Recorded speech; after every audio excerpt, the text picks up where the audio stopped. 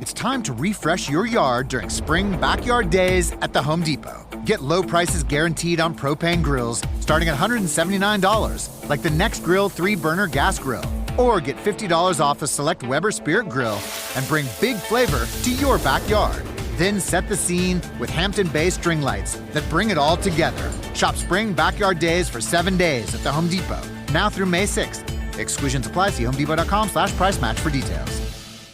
Amazon presents Jeff versus Taco Truck Salsa. Whether it's Verde, Roja, or the orange one. For Jeff, trying any salsa is like playing Russian roulette with a flamethrower. Luckily, Jeff saved with Amazon and stocked up on antacids, ginger tea, and milk. Habanero? More like habanero, yes. Save the everyday with Amazon.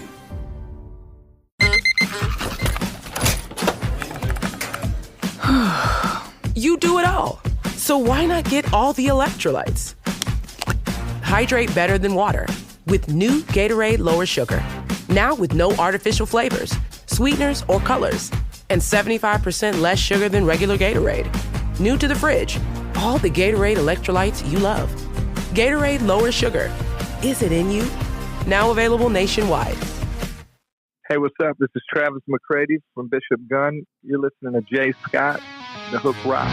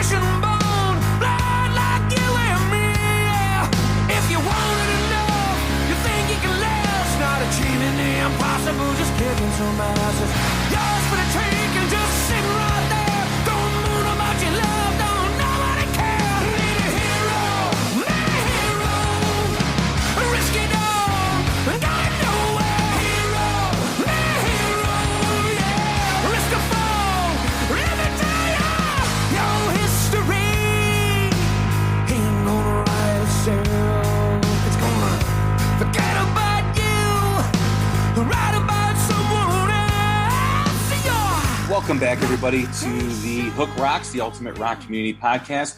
I'm your host, Jay Scott. Thanks again for tuning in. We are part of the Pantheon Podcast Network, great podcast family of music-related podcasts. So check them out at pantheonpodcast.com. Follow them on Twitter at Pantheon Pods. Follow us on Twitter at The Hook Rocks, also on Facebook, The Hook Rocks, and also follow us wherever you do podcasts, so you get the latest and greatest Hook Rocks episodes. Set your device to automatic download, so whenever a new episode drops, it goes right to your phone, and your day instantly becomes better with a new Hook Rocks episode. I'd like to welcome in a great guest from last May, I believe. We did an interview right as the pandemic was surging and things were out of control. No one knew what was going on or what was going to happen or how long this was going to be. And although we're still dealing with it now, we do have light at the end of the tunnel. We do have live shows, especially in certain areas. Certain areas are still restricted, namely Canada. But I'd like to welcome in Baz from Massive Wagons. What's going on, man? How are you? Hello, mate. Yeah, I'm good. Thanks for having me back on. Appreciate it. I appreciate you doing this, man. The last year, was 2020, and but you guys released some great music, during a time when people, I think, really needed it. And now you're touring. You just got done doing a bunch of dates in in September, and here we are. Yeah. I'm actually just got home again this week. We did 2 weeks, just over 2 weeks, I think, was the rescheduled UK tour for House of Noise, which is the album we released during lockdown. That got rescheduled a few times, and we've just done 3 dates in Germany as well. One of them was called Rock Palast, which is quite a lot of history in Germany. It's like a TV show in Germany, rock show, which was very cool. Germany's a great country, and it's one that we've been over a few times, and we've found ourselves with a bit of a fan base there, and it's a great place to go. House of Noise was such a big album, a great album. Here in the States, or here on our show, we've had a lot of people talk about it. It was very highly ranked on our year-end list of great albums released in 2020. Ooh. As you have moved forward from that album and continue now to tour finally on it, how do you feel about releasing that album back during the pandemic and now finally being able to tour on it? Yeah, I mean, at the time, it was a worrying time, and it was a big decision. And obviously, I remember saying to you at the time, we had all these things planned for it, and we had to cancel 90% of them because it involved playing for people. So we had to kind of what's the word? We had a backwards again. It was the best decision, and I'm so glad we released it. There was not a lot of other bands doing a lot of things at the time, and it gave a band like us a chance to sort of to stand out, if you like. A lot of good things came because we were making a lot of noise when a lot of other big bands were doing nothing. So there was only really a few bands for people to write about and to talk to because they weren't doing anything. So it really paid as well, taking that step and being a bit bold to do that, I think. And and finally getting to tour it, we were worried. We were worried that we might have another album out and we might never get to tour the album we'd released, but we haven't yet. So getting to play the songs at last for people was great, and everybody just a lot of the dates was sold out, and just great to see people back enjoying themselves, and having a good time and just being in venues and some sort of normality again. It's an amazing feeling, a real buzz, yeah. It really was. There really were 2 trains of thought in terms of releasing music during the pandemic. Do you want to release something that you can't tour on, but as you said, you do garner a lot of attention because a lot of bands weren't doing anything and a lot of people weren't doing anything. So it gave them time to really digest and absorb new music and, basically sit alone with that music, or you wait, whereas now there's so much great music being released. It's very hard to keep your head above water because every Friday there's more stuff coming out and it's really hard to grab attention. So, but you are able to actually tour on it, whereas last year you had to wait. Was that the way of thinking, with you guys? We're saying, hey, you know what? There's a lot of people that need music, that need to do something, that need to hear something. And your album is full of a lot of energy, it's got a positive vibe to it. It's got a good time feel to it. And I think people really connected with it during that time.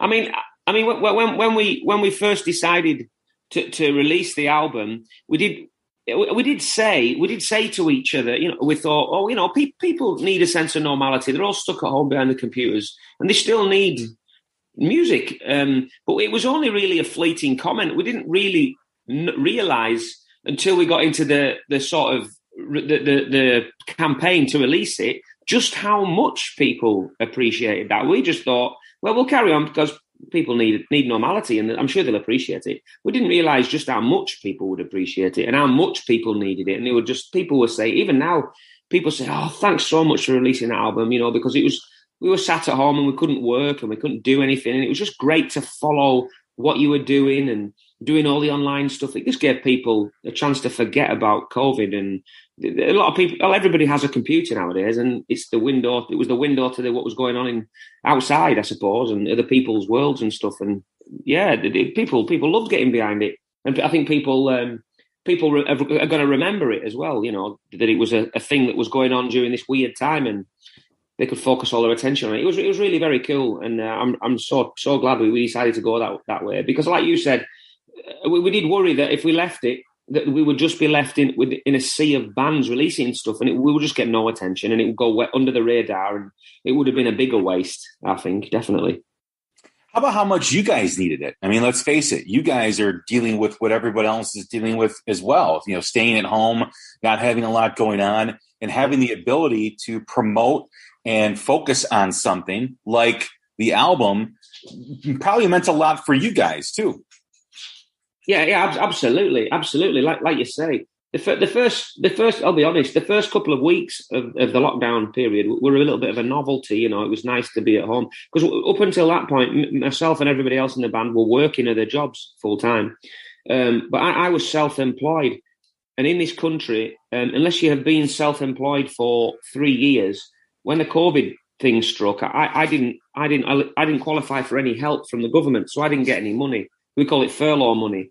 But if you've been self-employed for 3 years, you get furlough money, which was 80% of your wage from the government to help. But I didn't get anything, so I got no money off nobody. So I had to find something to do, and releasing the album, and we started Wagons World, which is an online patron fan club site. That saved my life, really.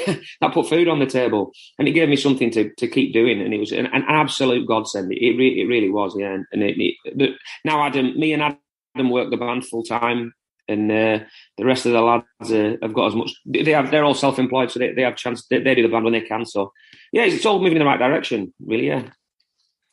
How about for staying connected with the music? You know, when you're not able to perform it, although you're doing live streams and you're performing online, it's still different than performing, you know, in front of a crowd. How do you stay connected with something like House of Noise for as long as you guys did, and now finally starting to tour on it? I mean, we kept ourselves really, really busy. Like we were really busy. We did a lot of stuff. We recorded a lot of material. We got, as soon as we could practice together again, we were playing these songs all the time. To us, really, it was weird because we played these songs. Nobody had heard them really live, obviously, but we played them hundreds of times together. And yeah, we just threw ourselves into the campaign for the album, and we just naturally stayed connected to it. Really, it was everywhere. It was everywhere for us. It was now our full-time job, so I didn't have no problem staying connected with the album and the songs. And as for it was weird when we first played. We played the first gig back after lockdown, after all the restrictions. Was Download. Was a thing called Download Pilot, which is Download's a big rock metal festival in this country. And it was a pilot festival put on by the government. There was 10,000 people with no masks and no restrictions. And we played that, and it was almost like the last 2 years hadn't happened. It was weird. It was so strange. And it was just great to be back into it, really. And the music we were worried. We thought, will we still be as good? Will we still be able to do it? But as soon as you get back on the stage, it was just like old times, really. It was amazing, yeah. The album did very well. I know it charted in the UK, so it was a very successful album for you guys, and it continues to be successful. Now you guys are touring. Like I said, you just finished dates here in September. What are the plans moving forward with the album, with you guys, in terms of playing and performing into 2022? Well, it's funny you should ask that, because about 20 minutes ago we announced we were supporting The Darkness on their 4-week tour in November, December in this country. So that's 22 dates, I think, starting next month.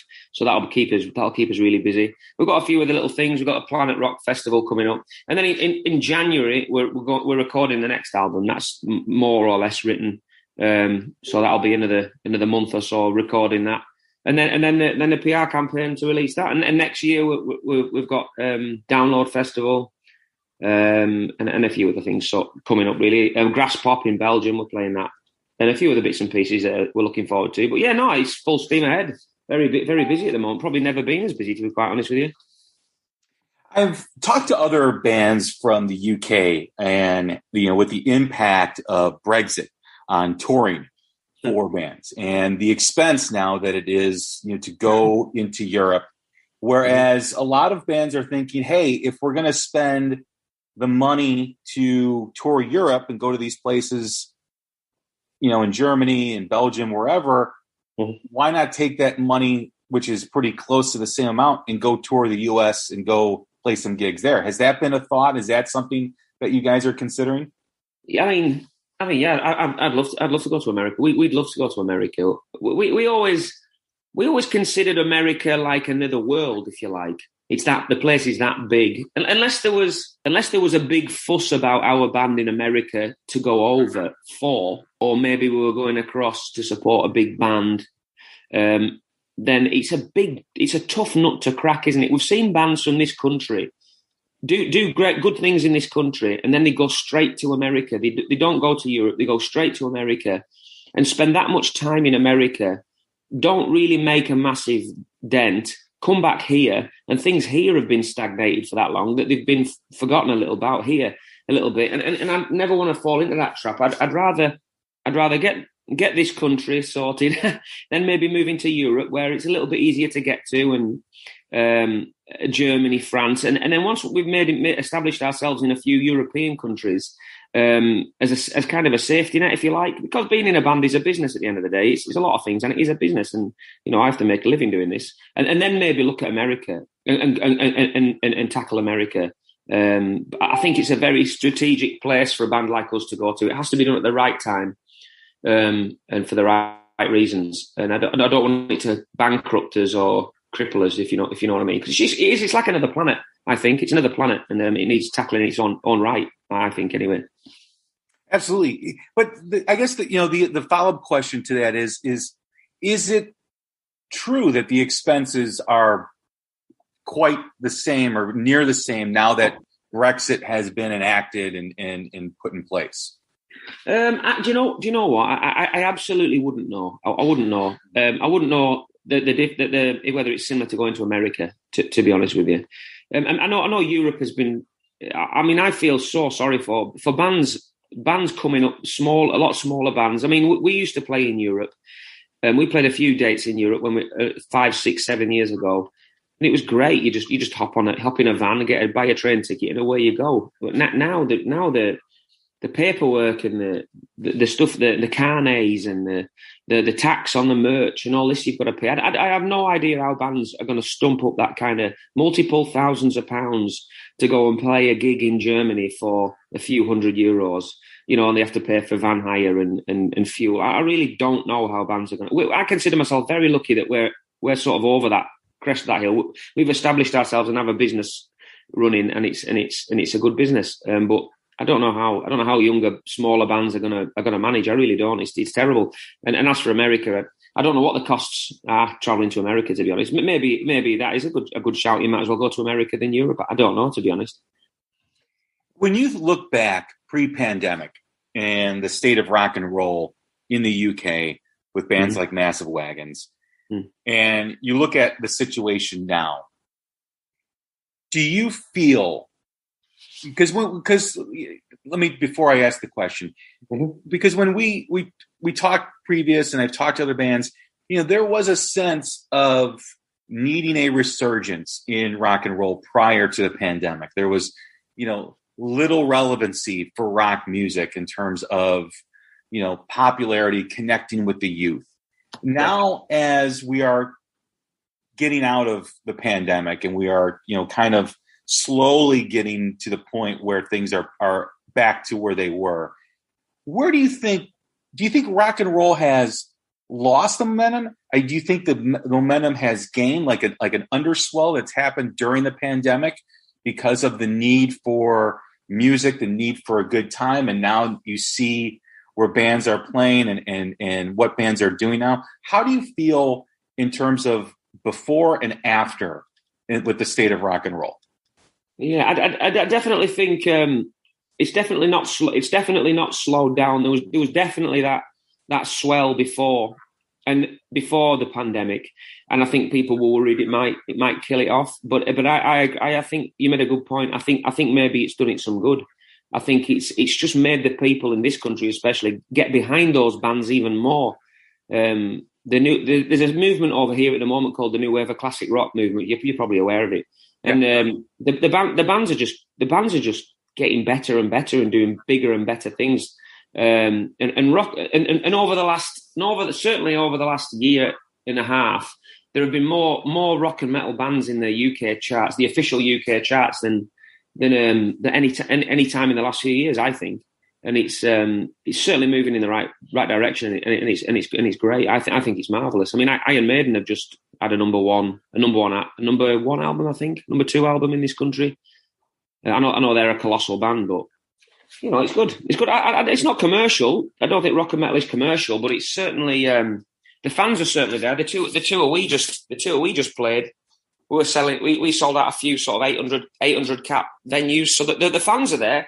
And the hunger is there for it. Don't get me wrong, there are a few bands that are making that sort of crossing that line. There's a band called Idols, who are like a punk rock band, and they're playing massive festivals in this country. And they're a heavy guitar driven band. So it's definitely going in the right direction. Absolutely.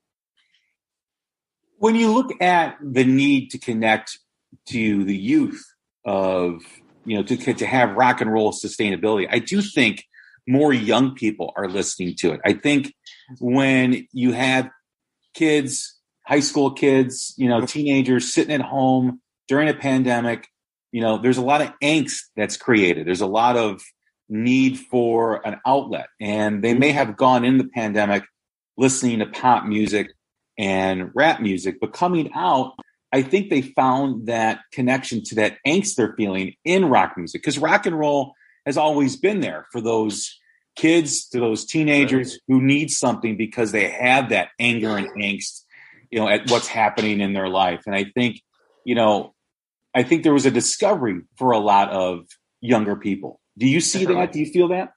Absolutely. I think in this country, I mean, there's certainly, I think there's certainly more of a kind of a metal movement. There's some very, very cool metal bands in this country that are doing good things. And there's a wave. There's just a wave of about 20 metal bands, 20 or so metal bands in this country that seem to be really cool, and they've got a very young crowd. We've always kind of struggled with a younger fan base. It might be because of maybe our history. When we started out, we played a lot of biker rallies and biker festivals and stuff, and a lot of the guys there were all kind of an age, 40, 50-year-old guys, which is very cool. And they've been following us around for years to still come to shows now. But cracking that nut, the young crowd is very difficult. We seem to have a very, very young crowd, kind of sort of 10 years old up to about 13 or 14 that love our band. And then nobody, and then it's like 30 years plus. But that middle ground is a tough one for us. But I've got to be honest, this tour we've just done has seen more young faces on it than any of our other tours. Absolutely, more younger faces have been appearing at our shows in the last few months than ever before in the last 10 years. But I think a lot of that's down to playing the Download Festival, which is a massive event in this country, and a lot of young rockers and metalers go to that. Yeah. As we talk about music being a business and the band being a business, is there an effort, or is there an awareness of the need to connect with younger people, or is it let's just make good music and good music will find its way to a younger crowd? I think there's always been we've always tried to make a conscious effort, but it is hard to know what to do. You kind of have to let that age group find you. I have faith in good music. I just think the powers that be sometimes control what is accessible to young people a lot of the time. But when you do eventually manage to get, like, we're a prime example. We're not, I wouldn't call us a cool band, if you like, in inverted commas. we're kind of a bit old school, and but we eventually got on. We get on these stages like at Download, and a lot of the younger people are like, "Wow, this is actually pretty good. There's lots of energy. These are good songs. I really like it." But they've maybe never been exposed to a band like us for a lot of years. If you kind of get what I'm saying, it's a little bit like you get the same old cool bands being pushed by the same people. Do you know what I mean? And we're kind of sort of brushed under the carpet a little bit. But now we've been around that long now, we're hard to ignore. It's like we've been around for 12, 13 years. Eventually, we're finally getting to play on some of these bigger platforms, and we're getting through to these younger crowds, like your Download and festivals like that. Yeah. When you think of the last two albums, Full Nelson, House of Noise, now you're going to be recording a new album in January. Yeah. Where has the band evolved the most? Where's the band evolved the most? Well, since we got rid of our old guitar player, the new guitar player is just absolutely transformed everything about the band. Our live sound. This one can actually play guitar. He can write songs. He's an incredible guy. He really is. So he's transformed everything about the band live and songwriting and recording, to be honest. And also over the last year, we've over the pandemic, we built a crew ready and a new show ready to go when we were allowed to. We got a new tour manager and a new guitar tech and a few other people on board, and just built this team. And I'm so confident in everybody now, and everybody's on the same page, and then ready to hit the road for the tour we've just done. With a production as well, a show production. It's just been great. So our live stuff has evolved, I'd say, more than anything, without a doubt. That's really important too. I mean, taking time during the pandemic, during a slower period, to kind of work on the back end of the band, the tech, the management, having that all planned out when you guys are ready to go makes it so much easier to perform, because you're not worried about things that maybe you were worried about in the past, because you have a good team around you to do that. Yeah, absolutely. I mean, when we got the tour manager we got in has worked with some big bands, and he's been in America for a lot of years.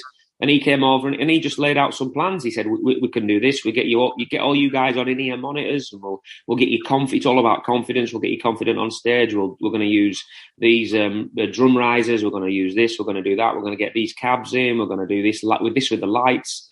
And we work it all. We have production days, and we make sure it's all slick and tight, and we're all happy with everything. And it's all about building the band's confidence, so that when we go on stage, we don't have to worry about anything apart from singing and playing your instrument. That's it. We don't have to go on stage worrying about, backstage stuff and other stuff. So it's all about confidence in the band, really. Yeah, that's absolutely. And it has transformed the way we perform, definitely. As you prepare to go in the studio for a new album, as far as recording, is there anything you guys are going to be doing different that you didn't do on House of Noise? Well, we're using the same producers, Colin Richardson and Chris Clancy, because they were just amazing people, and we absolutely loved working with them. And with a bit of luck, we were going back to the same studio, because again, we love that place. I don't know. I mean, there's always things you learn every time you go in the studio. It's a massive learning process, because you only go in a handful of times. You don't spend every other week of the year in there learning things. You go in for a few weeks once every 2 years. So I have no doubt next time we go in, things will be a little bit different. I don't know. As for the songs, I'm just looking forward to recording them. I just can't wait. I love the recording process. I just love it. I love putting songs down and just knowing where the songs have come from, and then hearing the final thing. And it's just such an amazing process. Yeah, it's something I really look forward to. Do you guys try to, meet what you guys have done in the past? I mean, House of Noise was a great album. Full Nelson was a great album. Is there a pressure on you guys to equal what you've done? Or is it, hey, we're just gonna do what we know best, and that's make music, and that in itself will equal what we've done do is just as good as we've done in the past? Well, I'll be quite honest with you. I've never felt any pressure before. Before when we started writing Full Nelson, which was our first album for Earache, I didn't feel any pressure at all. I wasn't bothered in the slightest. We just wrote what we wrote, and then that album did as well as it did. And then I've got to be honest, when we started writing, and then we did House of Noise, which was fine. Sorry, I do apologise. Then we did House of Noise again, which was no problem. I didn't feel any pressure writing that either. It was a lot of fun. But when we started writing the songs for this new one that we haven't recorded yet, I was, because things were going so well. I did start to sort of become a little bit paranoid at it. I thought, crikey, there's a lot of people watching us now, and we can't mess this up. So maybe there is a bit of pressure. And I was trying to think of what direction we should go in, and I was trying to maybe overthink. The first few songs we wrote, I was really pulling my hair out, thinking, "Oh, this isn't good enough," or "This is the same as the stuff we've done before. Will people like it?" And I've never thought like that before. But to be honest, once I'd sort of got over that, and we'd written 2 or 3 songs, we just stepped back into the way it used to be, and we just kept writing them, really. And the rest of them have just sort of come along nice and straightforward, which is good, because I was really quite worried about it. But I don't know. I think it's a good album. I think they're as good as anything else we've written. I'm excited for it. Colin and Chris, the 2 guys that are recording it, have heard the songs and think they're great songs, and they've got no worries about it. So yeah, I don't know. Yeah, we'll just we'll see how it goes. Yeah, I'm excited. Yeah, it's always exciting just to put new music out. Yeah. You have to also think too. You know, you mentioned people that are watching you, and you have more attention now on the band. Well, they're watching you, and there's more attention on the band because of what you've done in the past. And you know, if you go with that same approach, you know, now it shouldn't matter. It's easy. Well, it's easy for me to say, but it shouldn't matter if someone's watching you, if there's more attention, because they're there because of what you did. And if you just maintain what you've done in the past, it'll be successful. It'll be great, just like everything else you guys have done. Yeah, I think so. I think so. I mean, you just worry because you build this thing up for so long, and every step is feels like such a massive, fragile step. You never want to take a step back because it takes that long to get where we are. And you just don't want to put out a bad album. You don't want to put out an album people are going to pull to pieces or be disappointed with, or have we changed direction too much? Or not that I try to care about those things, because we only write music. We just write the songs we want to write, and I think that's all you can do. And I think that's the best thing to do. But it is always in the back of your mind that, you know, it's not going to be as good as the last song, because people always seem to be waiting for you to trip up. They always say, "Oh, it's a great album. Will the next one be as good? Oh, will the next one be as good as the last one? Oh, I don't know." You think, "Oh my goodness," you know. I don't know. You do worry. No, I listen. House of Noise was an incredible album. It was a great follow-up to Full Nelson. I mean, back to back, both of those, I mean, are just incredible records. And, you know, to me, if the band is the band, I expect the next album to be just as great, you know, and you know, you guys are great performers.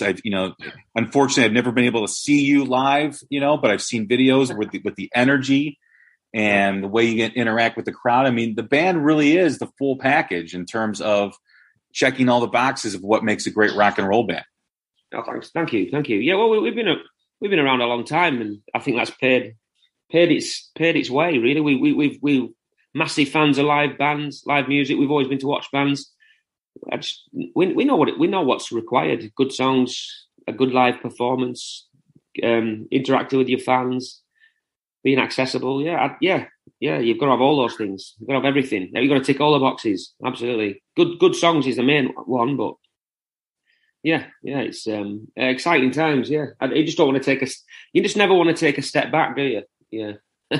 Well, if the music's good, right, people will always find you, and I truly always believe that. You know, I mean, we talk a lot about the state of rock and the difference between now and before the pandemic. It's a completely different conversation now.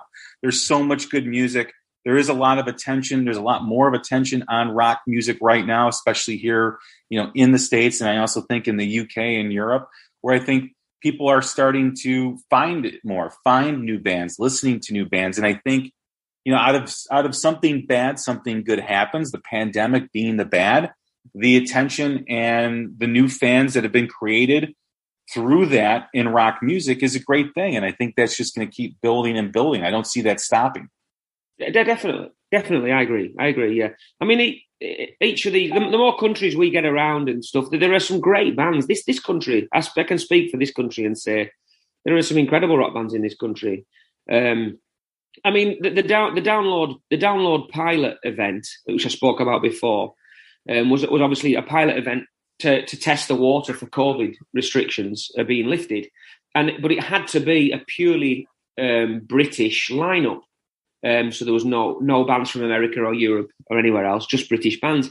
And to see the lineup they put together just made me realise where this country is in terms of its rock and metal standing. And I was like, wow, this is great. I just never realised until you write them all down on a piece of paper just what bands there are.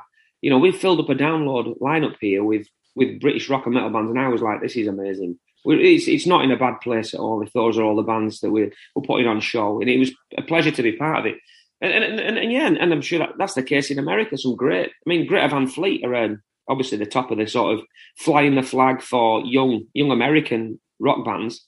Tyler Bryant and the Shakedown are another one. Goodbye June, they're another amazing American. I mean, those guys are incredible. Goodbye June. Yeah, I think it's in a good place, and I think it can certainly move forward with the help of the.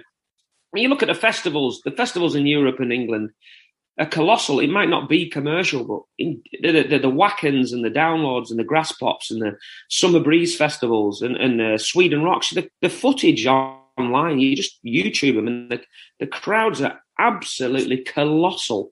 So, it's not all doom and gloom, is it?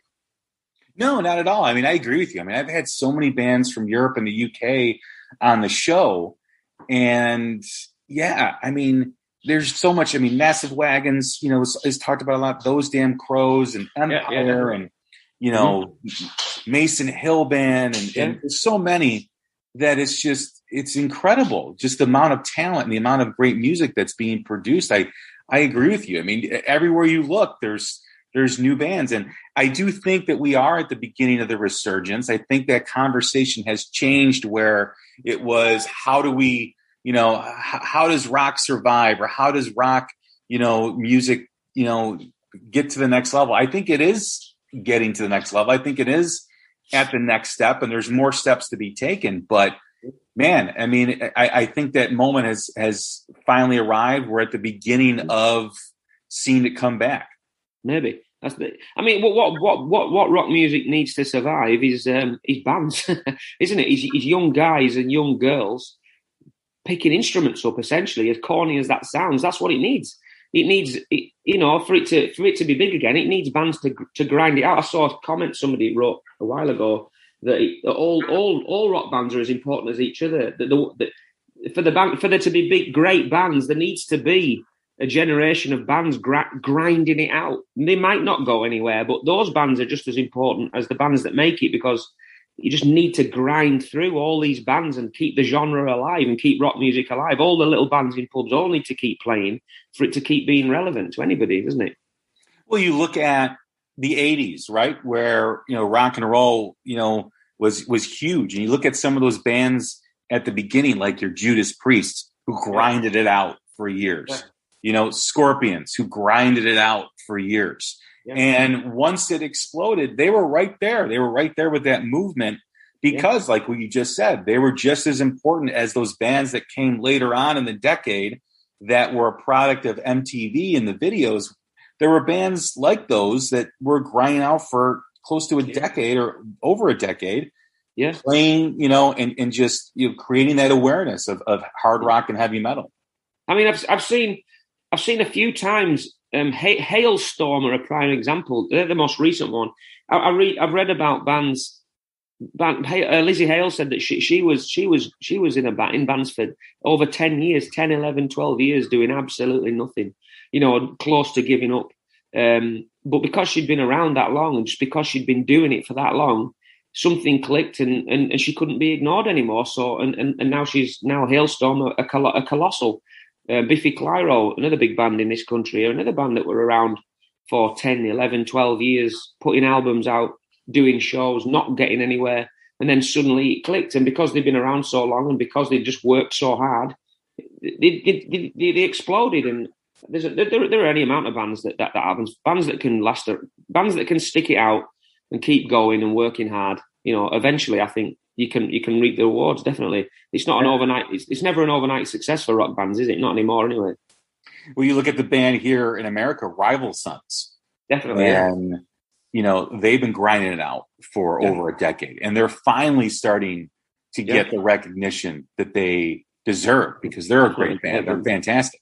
Yeah, definitely. I mean, in this country, they're a not a commercial band, but certainly on the rock scene, they're headlining festivals in this country. You know, they've got a real following over here. Rival Sons. I mean, crikey, yeah, they're amazing. They're an amazing band, absolutely. Yeah, definitely, and definitely going where they deserve to be. Yeah. So the new tour with The Darkness is going to be starting when? That starts on the 17th of November. Yeah. And that'll take you into 2022, or is it just for? No, it's just a month. I think it's the 17th of November till around the 20th of December, something like that. Yeah, so it's 20 odd dates. It is. That's a great way to end the year. And then January, you record the new album. Is there a time frame for the album to be released? It'll probably take around a month to record, I would say. And then it'll be another 3 months after that, sort of all the PR and whatnot, and then so we'll probably look at May, June, something like that next year, perhaps. Awesome. Well, Baz, it's been a blast. I thank you very much for coming back on the show and doing this. You know, the House of Noise album was absolutely incredible. I know we talked before the release, but it's nice to finally have you back on. Brilliant. Thanks. Yeah, I really appreciate it. Thanks for having me on any time at all. Everybody, that's Baz from Massive Wagons. I'm Jay Scott from The Hook Rocks. Take care of yourselves, and we will talk again soon.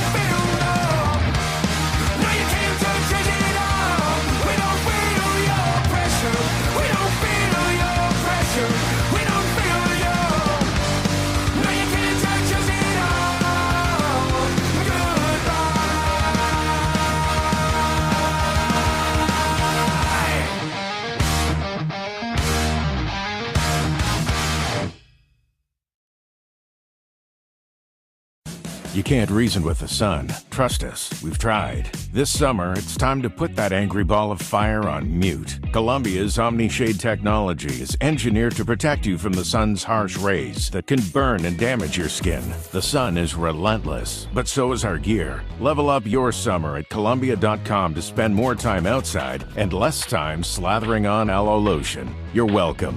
Columbia, engineered for whatever.